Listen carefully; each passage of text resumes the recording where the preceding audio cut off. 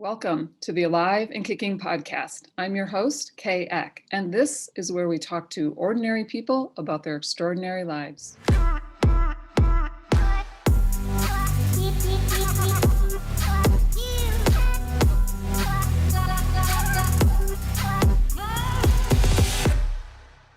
Welcome back to the podcast, everybody. I'm delighted to have with me my friend, Zon Carvalho. Hi, Zon.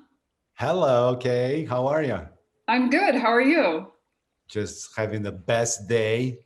I can't wait to dive into this because you have such a compelling backdrop that I know we're going to have a good conversation today. Absolutely. Best inspiration ever. We'll get to it. Yeah. So one of the things that I'm really excited to talk to you about is your work. And I mean, I don't want to jump in right there, but one of the things that I find so intriguing with it is that people who see your work now and the videos that you do as a part of your work would never guess that the origination of your work was quite different and that your work evolved as you did as a person. So I'm really fascinated with that and I can't wait to jump in. But let's talk a little bit first about your background and where you came from and what your sense was of yourself as a child. All right. Well, hi, my name is Zon Carvalho. I'm originally from Sao Paulo, Brazil. I was born and raised there until I was about 19, and then I moved to the US, been here for 31 years.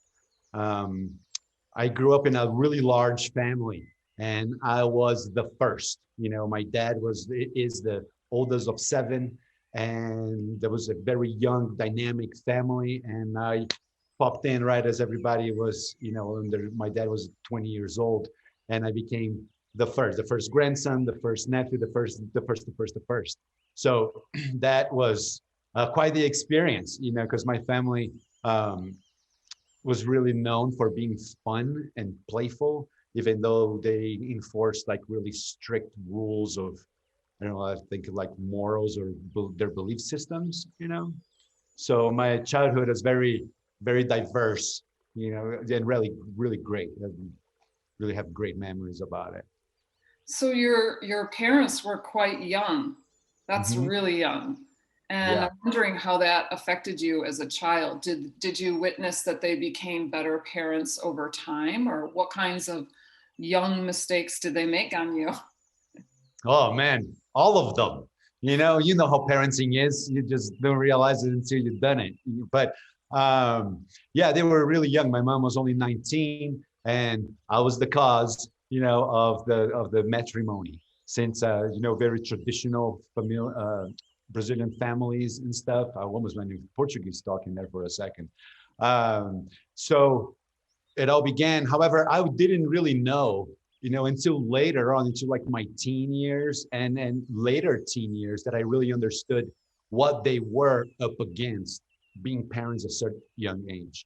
Because as a child, my understanding was authority, mom and dad. I had no idea whether my mom was 24 or 23 or not even 30, and I'm already getting in trouble. Just all of these things, that now that I have kids, that I am 50 years old, be like, oh my God, how did they deal with that so young?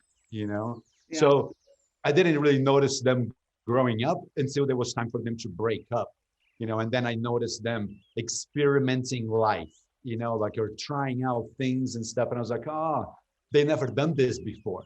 As a teenager, I could see like my mom tried smoking cigarettes, for example, like to see if there was a thing for her, and so I got a chance to witness these things, like they tried out life in different ways, and only then I understood that this is something that they didn't have before, or that part of development of self-discovery, because they were married with children, and had the family life to play, Wow, that's really interesting. So what was childhood like for you? I know you came from a prominent family, so to speak. And what did that mean? What was your upbringing like? It was great. It was really awesome because of the people that I had the pleasure and the privilege, even the word, to be associated with, so that gave me a really good sense of who I wanted to become or who I became as an adult and who I associate myself with. And it's not a matter of being classist or anything. It's just people that you vibe better with. You know, there's a different understanding, a different beingness. It's not something that it can be bought. It's something that you are. You know, so the way that that affected me, it was because the way that I was brought up. So rewind, right? I just lost it there for a second. But anyway, it was really fun to be able to have friends, you know, and activities with my parents, and everybody kind of knew each other, or they knew of each other, you know, like, oh, this is so-and-so. Oh, okay, well, that's so-and-so's son, you know? So even though it's a really large city and a lot of millions and millions of people, there is a part of it where everybody kind of connects, you know? So does that answer your question? Yeah. Okay. So what was like the cultural context that you grew up in? Was it like, was there music? Was there food? Was there religion? Was there mysticism? Was there family? What were the kind of running themes through your childhood? Yes, to all of the questions, you know, everything that you said, yes, it was there. Brazil is a very awesome, interesting place, you know, because I had the opportunity to be in a family environment with in an affluent family with a lot of businesses and names and things that we got a chance to experience before everything that was, because of everything that was created as a family. And because of that, there was a lot of fun, you know. And then in contrast of that, there is Brazil itself, you know, which is a country of magic and sensuality and mysticism and all of these things that happen just in the everyday life, you know. So for example, you know, I'll be like leaving my grandma's house after lunch with the family, you know, and there's food and all of this abundance of everything, you know. And then you get out and you go driving home and stuff, and you drive by a crossroads, and there is some candomblé, you know, work being done there on that crossroads in the corner. You know, maybe there is a decapitated chicken, you know, with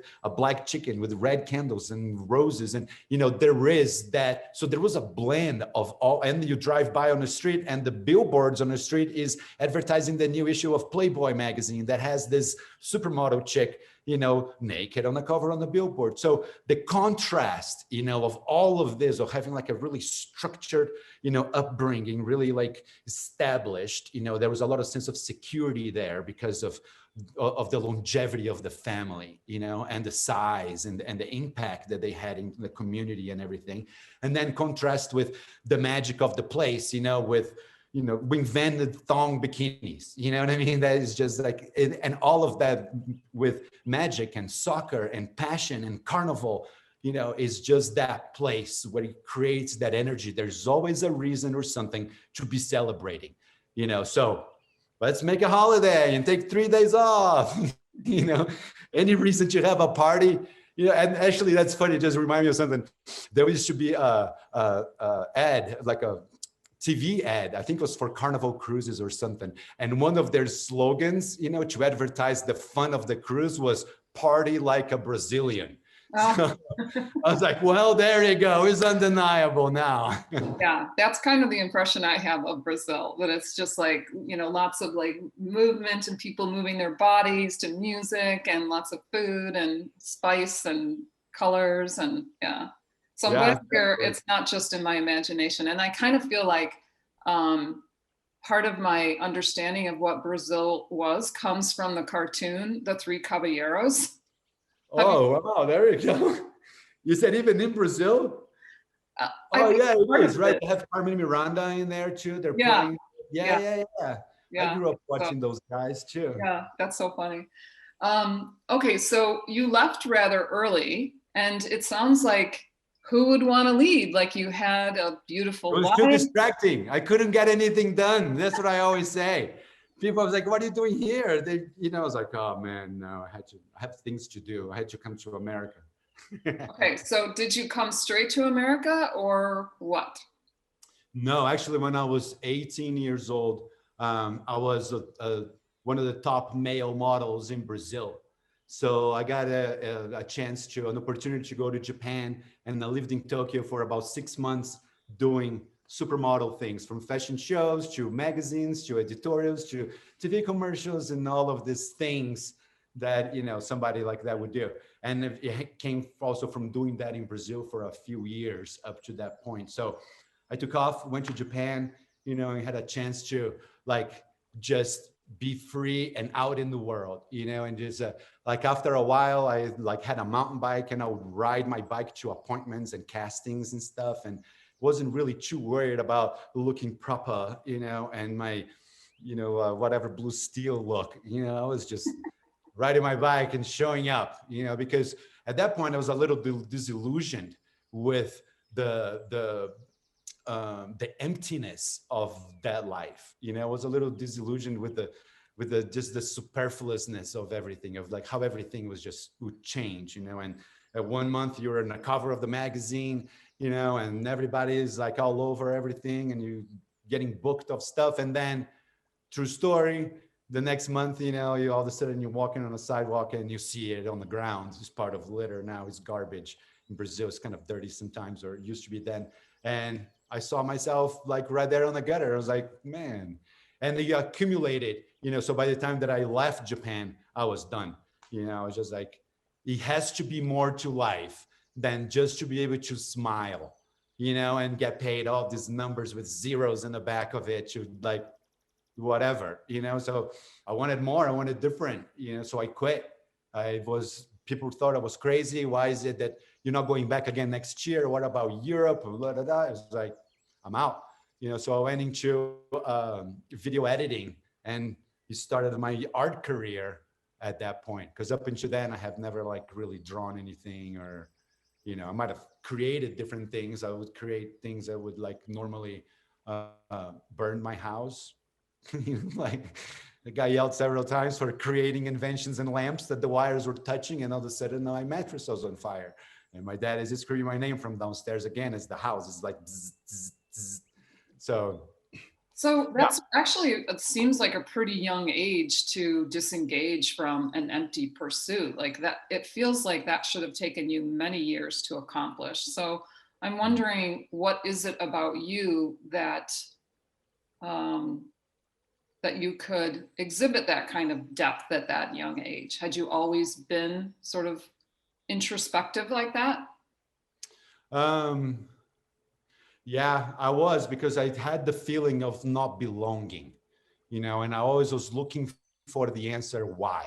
Why is it that I don't like soccer, or football in Brazil? You know what I mean? Why is it that, and coming from my family, that was a really big deal. My great grandfather was the guy that made Brazil what it was as a soccer team in the 60s and 70s. There is a soccer stadium right now in Sao Paulo with his name on it. And I didn't like soccer, so I was always questioning all these different things. Why was I born here? I don't even know if I belong in this country. For many years, I would say I'm a citizen of the world, because I would, just merge in and out of cultures and stuff. I lived in Japan, and I go from Ohio to Orlando to Salt Lake City, and now in Flagstaff. It's like anything and everything is possible, So did that sort of citizen of the world, that sense of not belonging, did that create any sort of difficulty for you? It sounds like it could go either way. It could be like you felt free, or I know a lot of people with that experience actually feel alienated. What was it for you? It was both, depending on the time, depending on the circumstances, depending on the circle of, depending which life I was living then, like, because, we live many lives through life. Yeah. And it was, even though I was exploring, I have the feeling that I'm always on vacation. I'm traveling right now because I'm not from here originally, so it doesn't matter how long you live in a place, you're just always from somewhere else. So the feeling of excitement of being in this journey always been there, with this hunger for more, of this thirst for knowledge and movement, and being able to, as life shifts and changes, and I find myself in different places, wearing different suits and different hats in different cities, I'm okay with adapting to it, because it's not permanent anyway. It has never been permanent. you know. And then on the other side of it, there is like that thing of like, man, is it that where do my roots belong, you know, or where is it that I can plant some kind of feeling of I belong here, I am from, you know, there's like a connection into, you know, I mean, I remember many times being like in, you know, Christmas parties with friends and everybody's doing the white elephant partying thing and stuff, whatever. And I would like sneak out, go outside and look at everybody through the window, you know, and admire from like a, I don't know, like a sociological point of view of like studying these humans and their interactions and how is it that they got here. And, you know, from their high school experience, everything, you know, and just still not really feeling that, that connection, you know, of that belonging, you Yeah. know? I can totally relate to that. I can just see myself at parties in high school and college, like back in the corner smoking a cigarette like a beatnik, you know, just like observing and having like this really angsty view of what was happening around me. And it Yeah. was like that was the only way I knew how to operate. That's just the way I was, but that's funny. So you landed in the US, and where did you land and what did you do when you got here? I landed in Columbus, Ohio, straight out of Sao Paulo. On the way from Tokyo, I ended up in Columbus. So, and Columbus was awesome. You know, I was at that time, I was working in computer graphics, doing designs and stuff like that for television production back in Brazil, part of my family's things. And I had an opportunity to go like, hey, you're doing really good. Go learn some more tricks. I was like, all right, let's go check it out. What's in the US, you know? And at that time I was dating someone that was going on to Ohio State University. And one thing led to another. I find myself in the cornfields of Ohio taking classes for graduate students as an audit. However, that ended up that turned out to, I turned friendships out of that experience. So I had, you know, now other places that I could go and learn from, other teachers that will let me go into their classes and learn from and so on. And then one day I was driving around Broad Street in Columbus, Ohio, and I made a wrong turn behind the Science Center. And I found Columbus College of Art and Design, sculpture and photography studios. And I was like, what's this place? Up to that point, I had never picked up a brush or painted anything or drawn anything or didn't even know what a portfolio was. So I went there the next day and I was like, hey, what do you guys do here? You know, like I saw it as a way for me to stay, you know, in the US. I go to college, you know, this is going to be great. And they told me what they did there. And I was interested. I was like, well, no, I don't do any of these things, but let's give it a go. You know, it's like, okay, we need a portfolio and a still life and da, da, da. And I asked what that was. So she brought me a portfolio from another student. Anyway, 2 weeks later, I show up with a bunch of drawings and things like from coffee mugs to candlesticks and nails and, you know, whatever it is that I thought that that's what it was. And I, you know, to this day, I'm not really sure if they really accepted me for my talents or they just knew that I could pay the tuition, you know, so like, yeah, come on in, you know, you see if, because it had like such a over 50% dropout rate on the freshman year alone, because it was such a strict, hardcore school. So they figured, well, if this guy fails, we'll make some money anyway. So 3.5 years later, I moved to Florida to go after computer graphics again. However, one thing again led to another, and I found myself in a silkscreen shop coming up with my first line of apparel designs and fashion things and t-shirt designs and so on.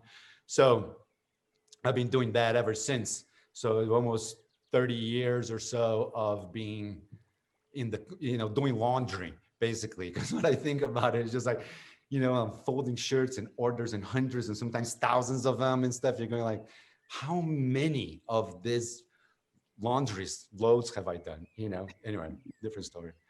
But yeah. So what was your life like in Orlando? What was that like for you? Orlando was fun because it was young. It was in the 90s. There was no evidence of anything. You know, there was no Facebook. There was no whatever. So it was just like we had a really fun time experiencing life. You know, being in my 20s during those. I lived there for 17 years. You know, and being in that place where you're immortal. being in that place where everything is possible and anything goes, and then we had a group of artists that we all worked together. We're called the Illuminati, related or not, for you to find out, But if you look up Zon Power and the Illuminati, go Google it and dive down that rabbit hole for a minute. So anyway, all things are unrelated. Any kinds of sort of pure coincidence. They had to put a disclaimer there in case something happened. So it was super fun. It was super fun. We created, we painted. I created further into graphic design, developed, and we had a design company with two of my best friends to date. We worked together and then we lived together years later. So it was a very dynamic place and was a really fun party place. I towards the end of it became a little bit of a toxic place because everything was so available and fun. And I was definitely in a place in my life that was my focus of escapism instead of growing and accepting and evolving ism. So yeah, Orlando was phenomenal for what it was. And I have best friends and brothers and sisters and people that I absolutely love like family that we're still in touch, so. Yeah. So can you dive into that place where you went toward the end of your stay there? The, kind of the shadow aspect of that Oh lifestyle? yeah, absolutely. Absolutely. One time I said this in front of about like 3,000 people. Uh, it was a really, really dark time towards the end. I was, after my second divorce, I was brokenhearted and frustrated and angry at the world. I thought that everybody owed me something. I thought that I was out there I needed to go and get it. I needed to get out there and like just make a mark no matter what. And because of that, though it was a period of almost like 5 years that I just made the darkness or the partying and the drugs and everything, it was my full-time job. I'm a designer, I'm an artist, so I created everything for all the bars in different places. So there was no problem with consuming things 7 days a week because tabs were always open. And 4 o'clock in the morning at any given day, people would be naked walking around the house and swimming, and it was just out of control.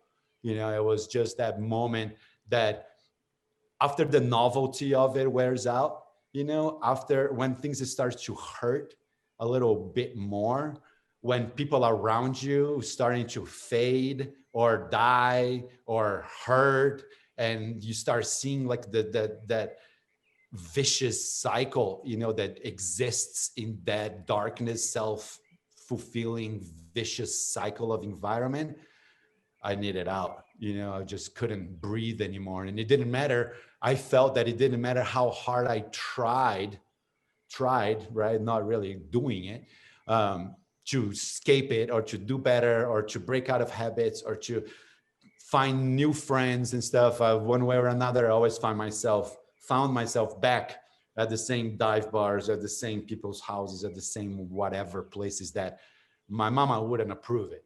You know what I mean? So I was like, something's got to change. And if for things to change, I got to change. So I packed up everything and headed out of town. Wow. So was that sort of abrupt departure from your life successful for you? Because a lot of times, you take your problems with you. And, I'm curious whether your indulgence in those types of down that road was a result of problems that you had within, or whether it was you got caught up in a lifestyle that was going nowhere. Both. The lifestyle definitely caught into it because it's fun, it's attractive, and it's non-consequential in any way. So do it again. However, the fuel behind all of those things, the search on the end of every line, on the bottom of every bottle, of all of those at the end of every joint and everything, and between every woman's legs even, the search of that, it was coming from an idea that I thought that I needed an external fulfillment to be able to make me feel whole. And I researched endlessly for that fulfillment and was never there, ever, ever, ever, ever, ever. You not even, maybe you can fool yourself that it lasted for as long as that bliss lasts, but it doesn't, because then you just go right after again of like, oh, more, this is it again, this is it. Oh my God, I felt it. Let's hold on. If not there anymore, so the cycle begins again. The same list of demands that your brain keeps giving you, just this perceived fulfillment idea, So yeah, it was all both of those things, So, and that was the reason why I had to leave, because I understood that what was happening around me was a consequence of what was happening inside of me. And I had plenty of evidence that it wasn't working. Based on results everywhere, it wasn't working. So what the hell are you going to do, Zon? Because you're 30 nothing years old, and here you are with the whole life ahead of you, lived many lives behind you. What's up? What's next? And then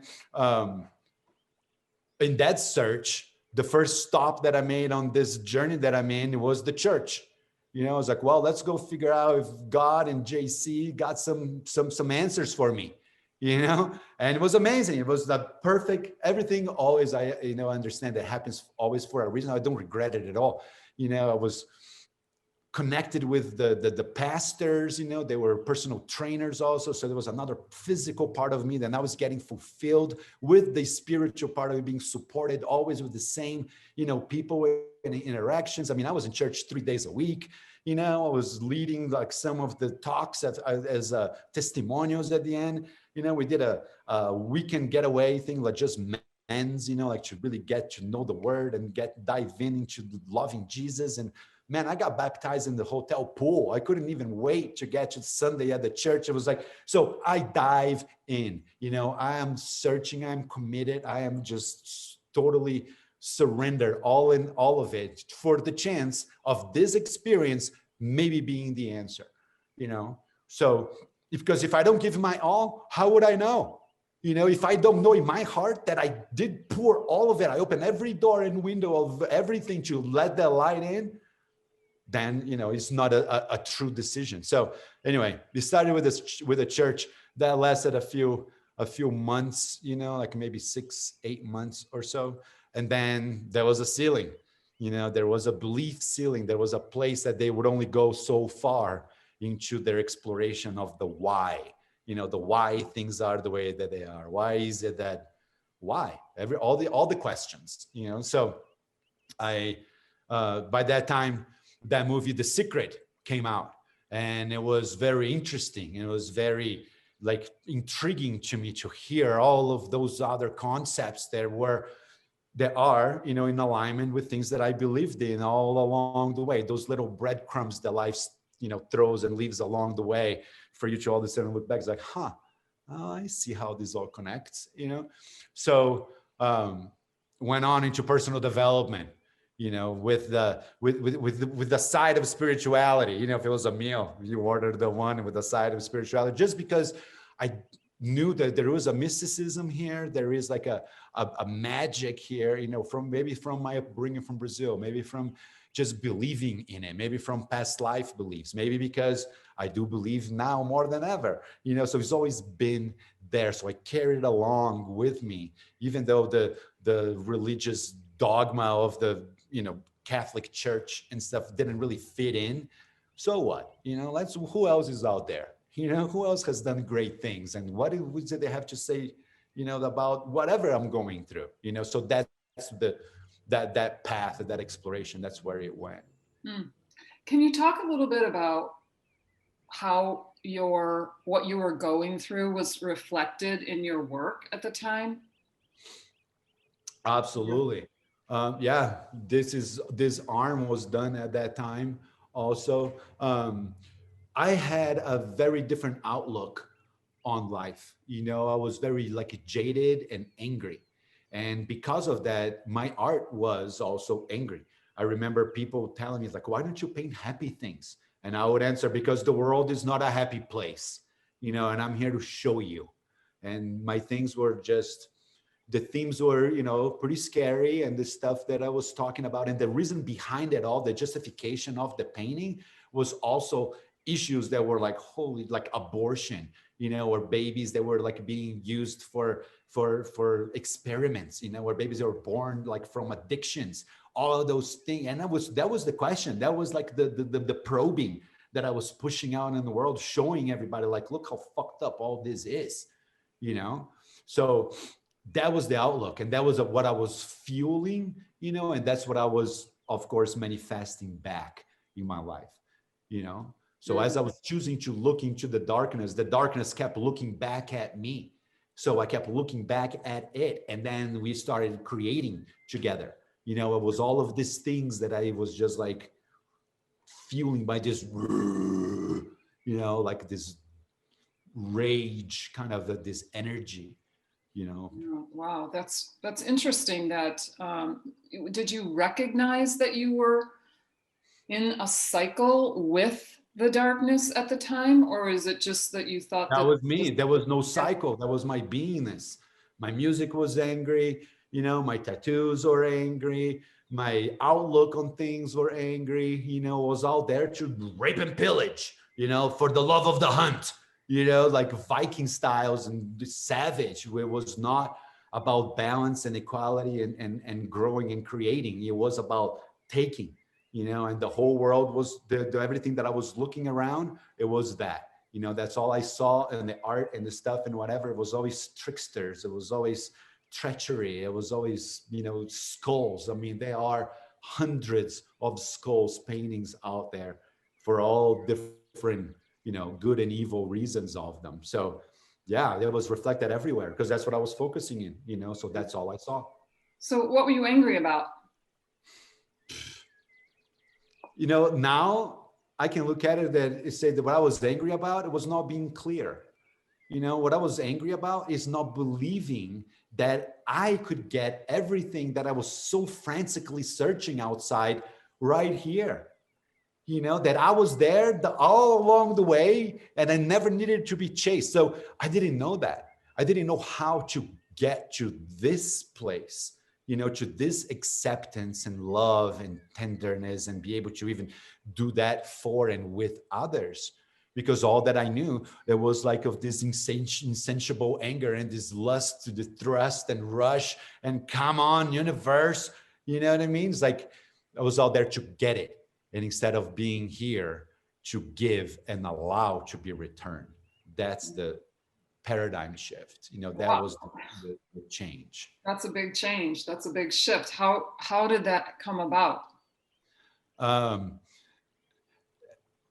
After a while of like looking at a path of destruction behind you, of broken hearts and broken lives and broken dreams and broken everything, you can look at it and there's only one thing in common between all of those accidents: you.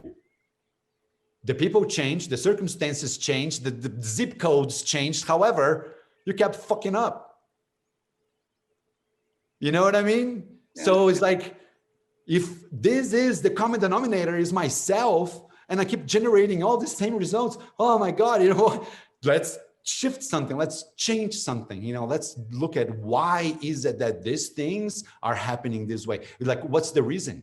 It's not because of spirituality, because the reason, well, maybe partially if you're here to believe into filling up your soul contract and things that we came here to overcome, but the reason is that you're not present about what you truly want. Maybe you never gave you the space to understand what you truly want or even who you are. And then because of that, people get angry about it. They kick the dog, they cut somebody off in traffic. Fuck you, all this outward anger because you're not getting outward input. Yeah. So that was the shift, it was the understanding that I was the one fucking up. It wasn't anybody else. And I was like, I'm sick of it. Yeah. So what are the changes that you put into place? Sort of like, was it kind of like a quick thing, or did it take a while to unwind all of the patterns that you had? I've been doing this now since 2008, and I have ahas ever since then, every day, almost. There's a lot of things that, like you read a book for the second or third time, you get different things out of it. You watch a movie repeatedly, and then all of a sudden you're like, oh my God, I never saw that, or did I always say this thing? Because it hits you differently every time. So yeah, it's been a process. However, the ability to switch, the ability to go into a new place is always been there, because of my like willingness to release, my willingness to like trust, my willingness to be open to this being a solution, or for now working finally, or for me feeling good, so all of this falling forward, that I've always done, I believe it served me, because I'm always half full. I'm like, okay, it hurt. Okay, I'm broke. Okay, she's left. Okay, all of the businesses, all of these things that could be, anchors, and now you're choosing to drag along with yourself. I don't look at that. I'm looking at it the other way. It's like, okay, well, here we go again. Opportunity. Let's go. What have I learned? Right? Because the tricky part of life, is that we can never use the lessons that we've learned until they're over. And that's when you learn. It's like, oh fuck, it's over now, and there's no do-over. Try better next time. Yeah. How about that? Yeah. I mean, I never thought of it that way, but it does kind of propel you forward, because you can't fix what's occurred. And so all you can do is attempt to do better in the future or in the present, whatever. Yeah. That's really if you're conscious about it, if you know that the problem or the reason, whatever, it came from maybe a part of it, a responsibility that you had in the situation. Otherwise you go into the situation again and you're creating the same result and you're pointing the same finger and it's never at the mirror. You know what I mean? Yeah. So how has your work changed through this journey? A lot. It has totally changed. It's been like a 180 and continues to push that 180, needle further and further. I want now to create and empower people to feel, for empower people to dream, to empower people to like think of things as being possible, instead of always being negative, instead of always being a no. Life is not a big no. Doesn't matter how many times we've heard that before we were 7 years old and killed 75% or 80% of our creativity because we said no too many times to our kids, or heard no too many times to our parents. I wanted to break that. My art now, the idea is to bring you back into that place where you can shift into being your best self, judged and empowered only by you, 100%.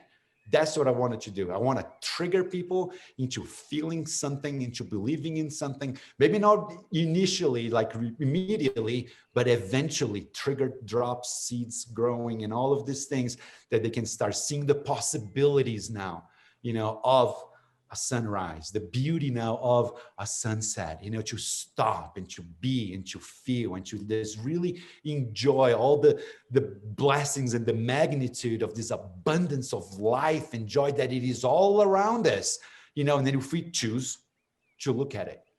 Yeah. Wow. I'm really struck by the fact that throughout your life, you've been really rebellious, and the rebellion, like even what you're doing now, what you're talking about, is also rebellious, because, here you are, you come from this dark place, and people are surprised to hear what you have to say, and it's kind of funny that you've been rebellious in all these different phases in different ways. That's pretty cool. So what are you doing? How are you empowering people in addition to creating the works? What else are you doing? Well, I figured that exposure is everything.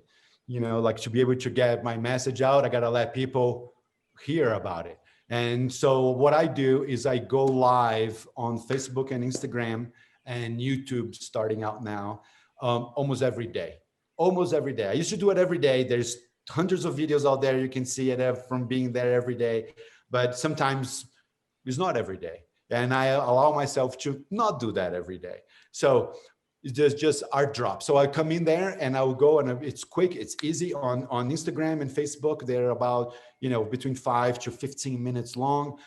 Sometime or every time I have a painting that I wanted to create a thought about it. I wanted to bring a trigger into my audience, and for them to maybe have a chance to see this in a different way.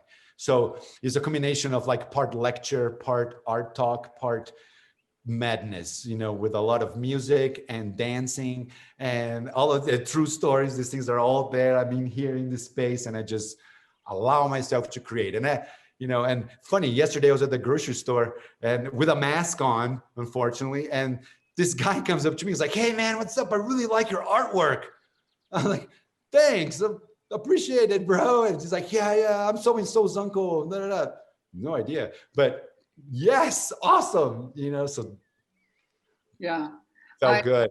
I think it's really, what I love about what you're doing is that you're really showing people the connection between self-exploration and self-expression, because it's like, to me, they're like equally important, because the self-reflection, the self-understanding necessarily has to be expressed in some way. And you get to choose how that is. And whether it's, baking muffins for your neighbor, or tending to the lives of your children, or caring for your home, or creating art, or forming a business, like all of it, doesn't matter what the expression is, but this connection is what creates the liveliness inside of the effort. And I don't think that a lot of people really think of it that way, because they think self-expression is about art, or about writing, or about, something like that. So can you talk a little bit about that connection, and how you found it, and how you live it? For me, it needs to be a valuable reason for me to spend time doing anything, So at least that's how I like to think about things. Sometimes I waste time doing Instagramming, for example, and that's not what I mean. However, if I'm going to spend, if I'm going to create, if I'm going to spend, however many amount of hours that will take to create a piece, like this heart behind me, I don't know, I have easily over 15 to 20 hours in between so far into it. And to me, it's not even close to being done. So, if I'm going to spend that much time and effort and resources and brain power and introspection creating something, it needs to mean something to me. It needs to have a reason that is so big, that is so meaningful, that I am making a commitment to it for the period of time that it takes, however long that is, Same thing with that guy over there. Well, that guy over there, So what is the exchange? What is it, the trade-off? What is it that I'm gaining from creating, and what does it mean to create it, So that's my comparison with that versus like graphic design, my other life. That's a quick thing, that's working out like the creative muscle and outputting things out without really like any substance. They look good, they do their job, there's this commercial work, you just pump it out.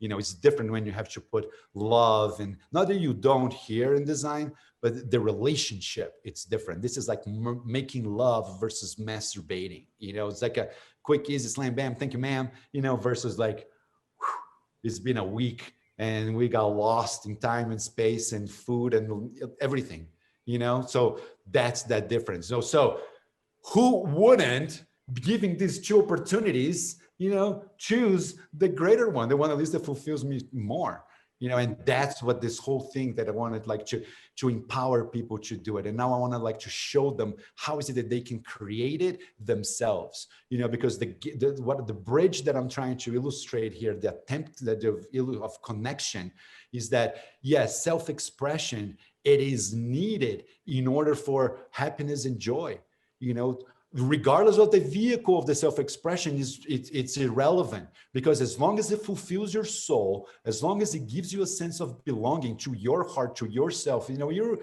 living your purpose, then by all means, and if I can empower anyone to do that by teaching them how to paint, to show them, to making paintings for them, to tell them about how is it that I create, where does it come from? So maybe they're like, oh, I think the same thing too. Or, man, that guy's freaking out there. My things are a lot simpler. I should definitely paint because, so that's that's the drive. That's the motivation here is like, how is it that I can connect with you? How is it that my art, and they're all themed around mental health or issues that we deal with as people, like insecurity or fears or I'm not capable of, or all of these limiting thoughts that were created or put in our mind by a lifetime of belief systems reinforcing it. How is it that I can create something that maybe when you look at it, it stops you? Maybe when you look at it because you heard the lecture behind it or the meaning of the art, it stops you and you have a chance to check in with yourself and be like, which one am I being right now? Of this duality of this piece, because they all have a dark and a light side, and you can see my rings reflect that same thing, the dark and the light side. I need to have a balance between those things, so I can create between them.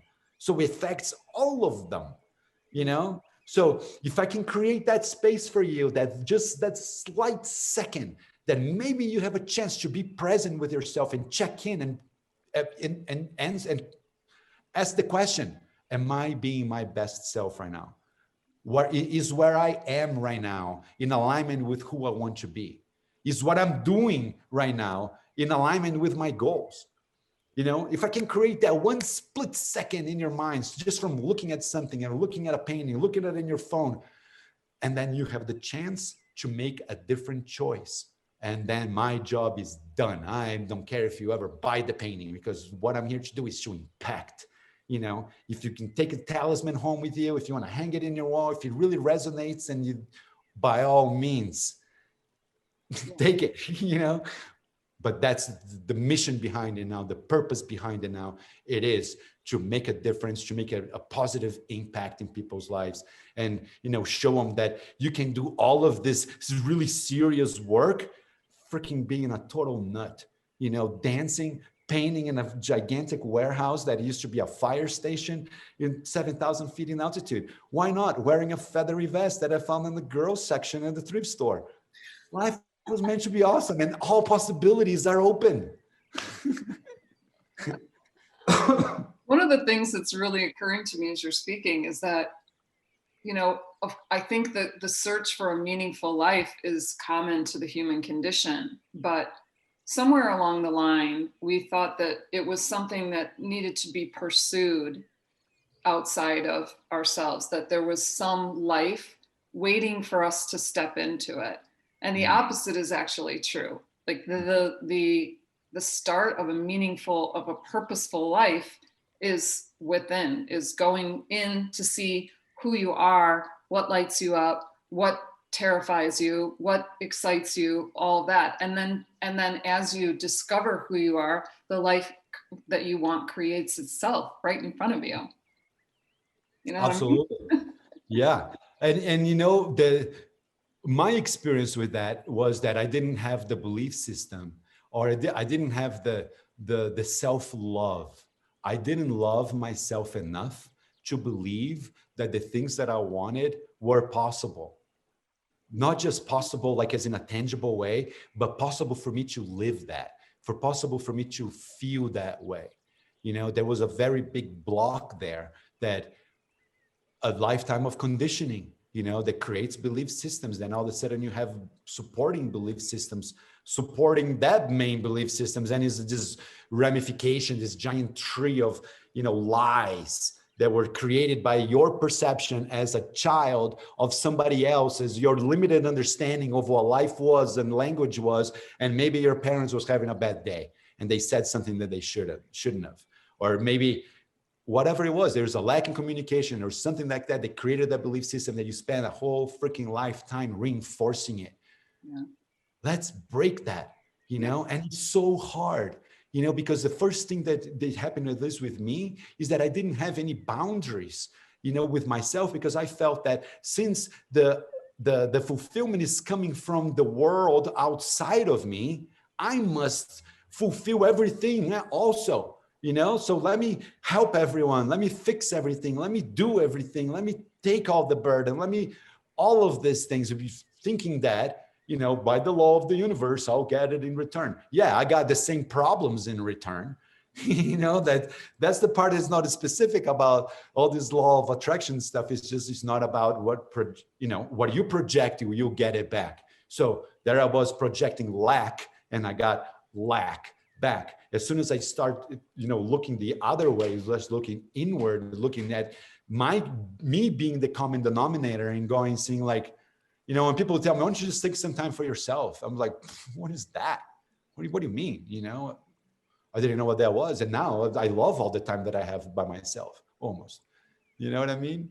So what is it that it allows you to move between these places, is the confidence that you have, that and the belief that you have that this is worth it, that you are worthy to writing a book and being alone for the whole time that it takes to do it, or creating paintings all day long and living in the same place where the paintings are, because this is the belief. And why shouldn't you embrace it?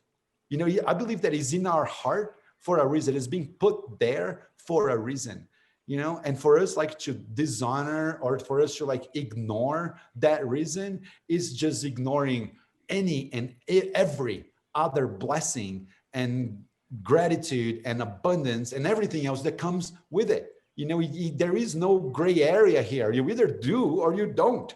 And if you do, stay doing it. You know what I mean?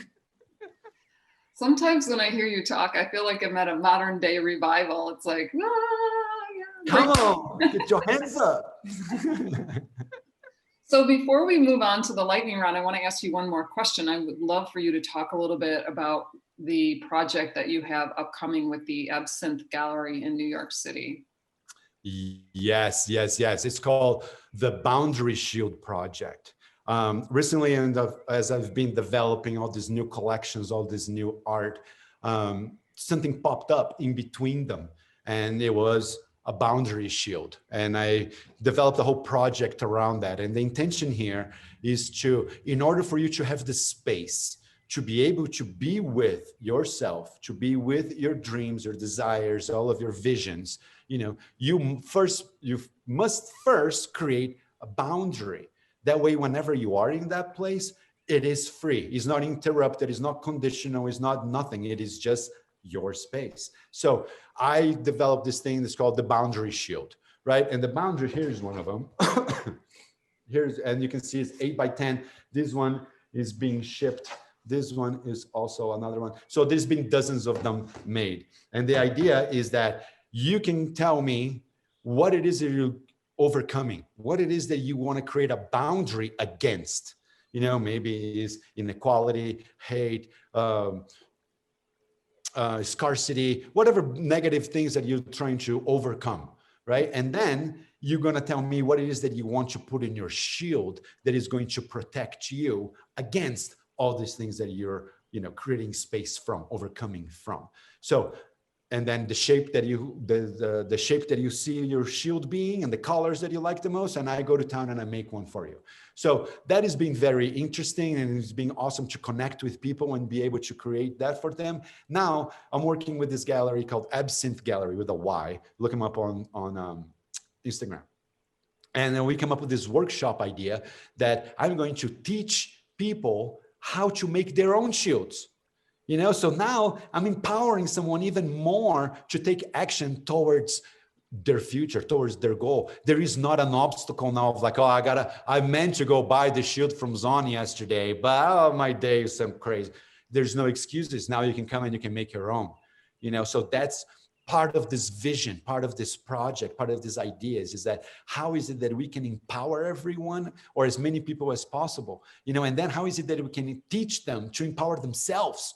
It's like maybe this first shield that they're going to learn how to create, and there's like a whole syllabus involved in this process. It's going to be about 2 hours long, pretty awesome. The link will be posted later. So, maybe this thing will be the first time that they will be able a chance to be in this space, to create this boundary and be creating, So this is it. It's just that little seed. It's just that little drop. So let's keep feeding this collective, with all of these little hints of how is it that we all be empowered and help each other along the way. You know what I mean? Yeah.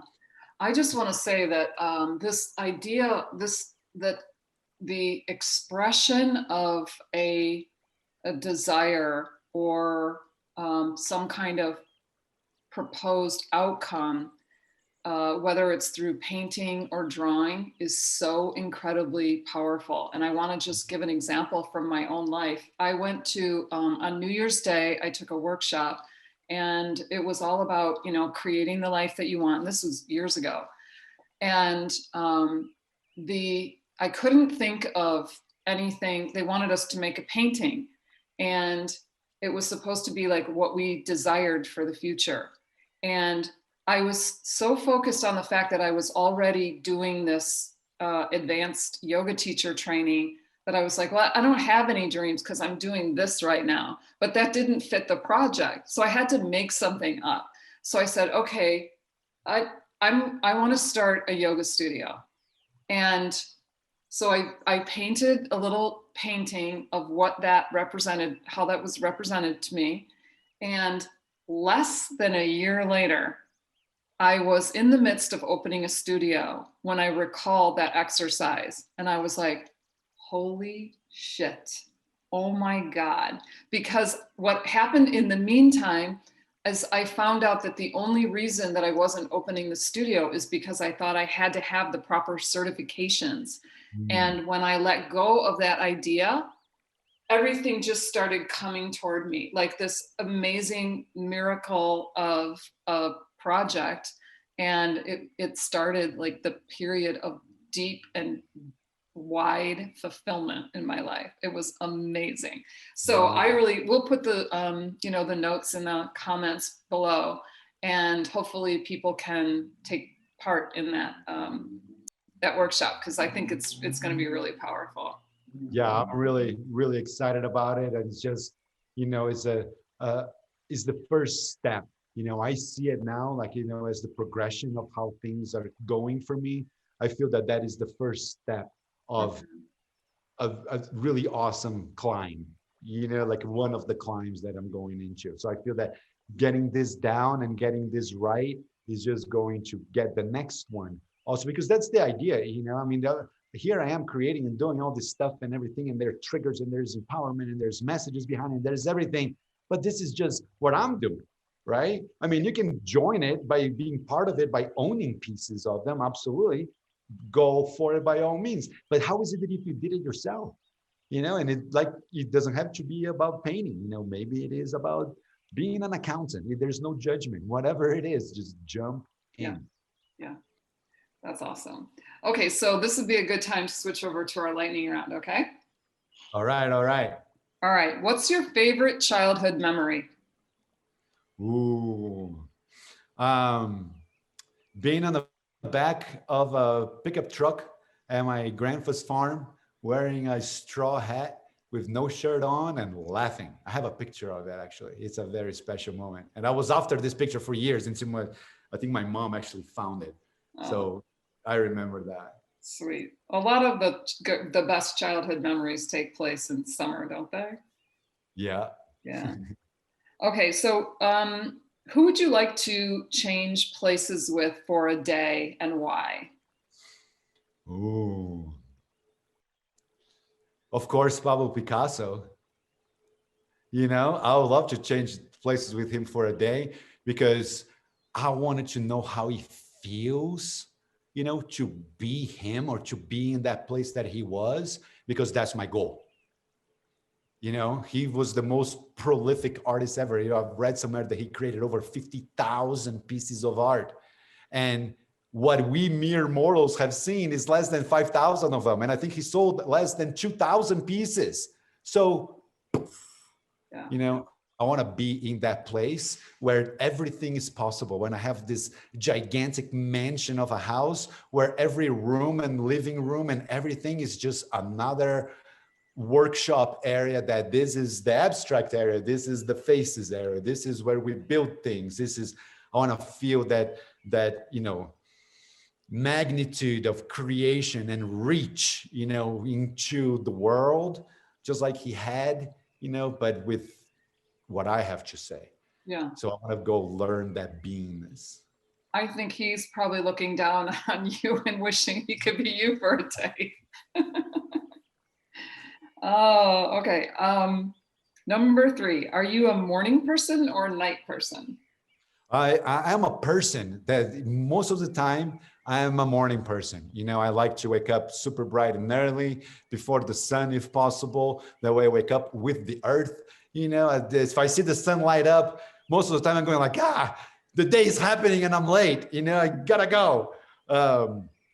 However, I enjoy nights as well. I often love to get lost into all of a sudden realizing it's 1, 2 a.m.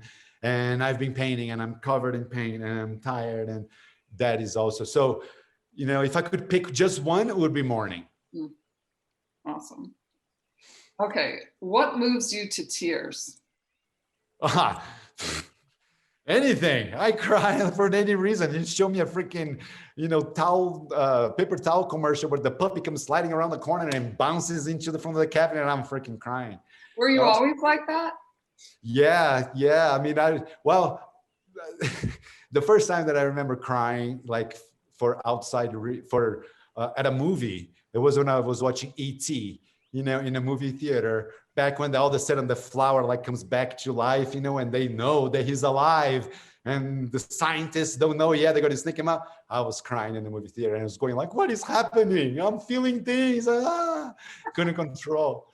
And then another time that comes to memory, my ridiculous crying, was watching Dirty Dancing, and Patrick Swayze says that nobody puts baby on the corner. And I was like, yeah, come here. I felt so good. I was like, yeah, that's right, man. Stand by your girl. So yeah, but I mean, I can cry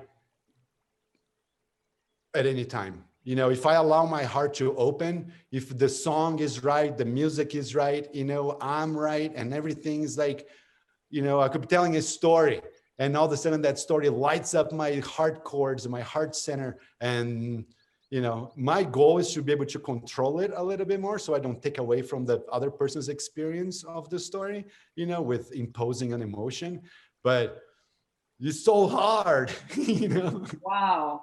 So I guess you could say that what moves you to tears is joy, which is like, that's fantastic. And I feel like it's the opposite for me. What moves me to tears is like, I can remember, this probably wasn't the first movie I cried in, but oh my gosh, the experience I had watching The Elephant Man.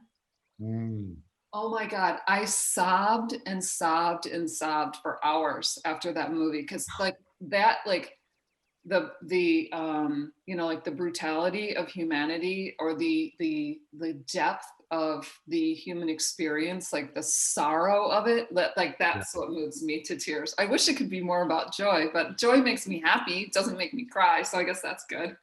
Oh yeah. All right, final question. All right. What's the most interesting aspect of your life right now? Ooh.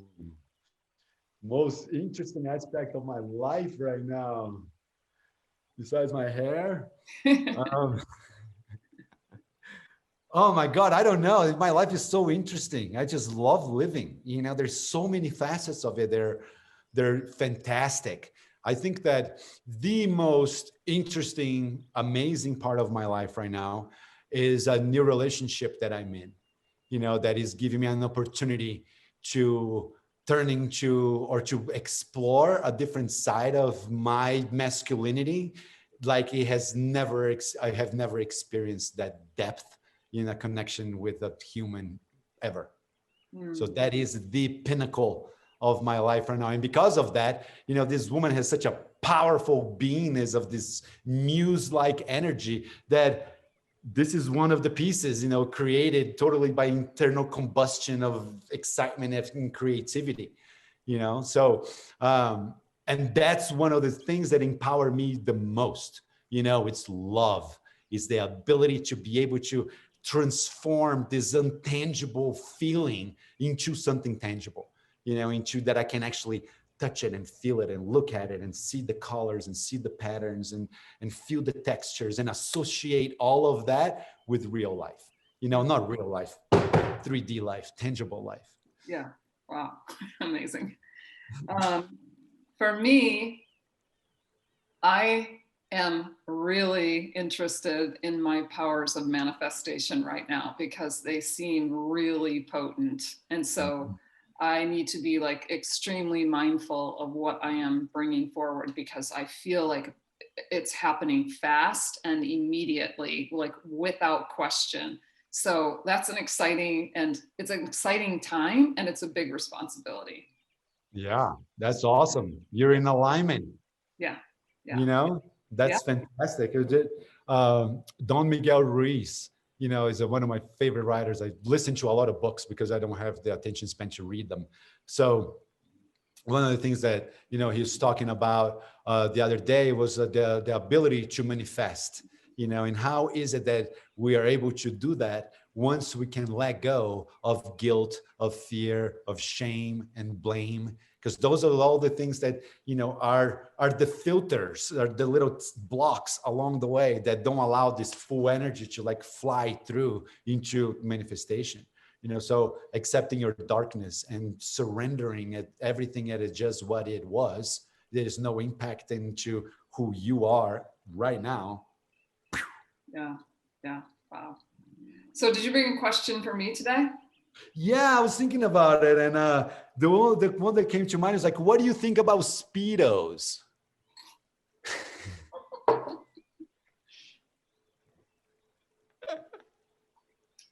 Oh my goodness. You know, there's so much mixed feelings about Speedos out in the world. I wanted to get your feedback on it because summer is coming, you know.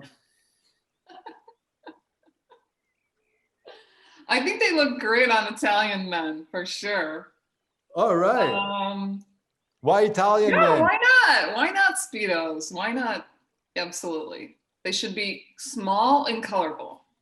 And colorful. Yeah. All right, yeah. noted. Thank you for the poignant and probing question. I appreciate it.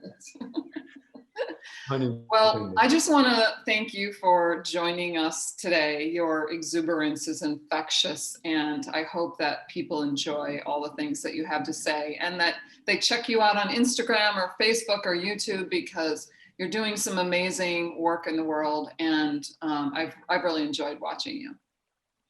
Thank you. Thank you. Thank you. Thank you. Thank you for coming. Absolutely. You know, I always like to close everything with reminding people that life was meant to be awesome. And our only job is just to show up accordingly. So go live your best life and believe that you can. That's because beautiful. you can. Thank you so much. You're welcome.